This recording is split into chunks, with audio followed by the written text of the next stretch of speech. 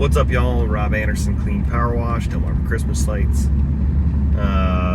Driving along, and I'd seen earlier today that another contractor had one of his trucks stolen. I've seen this happen a couple times with different people with their trucks or stuff they were selling. Pat Clark had this happen to him. Some guys came to do a test drive, and they test drove away with his bike.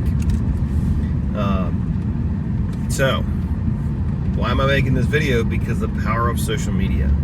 You can and should, if you ever have that happen, whatever pictures, videos, any information you have of what's going on with it, throw it onto Facebook, on your business page, share it to personal as well, and then put $100 behind it and run it for 3 days.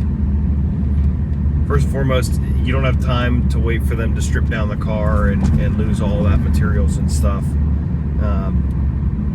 People providing any ability to, or any information, is going to be very, very helpful for that. But you're going to have much greater success if you go ahead and push for people to, provide whatever information. Put a reward on it. Put a $100 reward for any information that helps you find your car or truck or rig or whatever else. That's crazy too. I mean, there's a lot of benefit to this too. I mean, ultimately you're going to get a whole lot of people seeing this post really quickly. You want to see crazy amount of shares. I would bet if you put that $100 behind there that you're going to see 50 to 75 shares within a few hours, especially if you've got a loyal following on Facebook or social media, and then update people once you find it.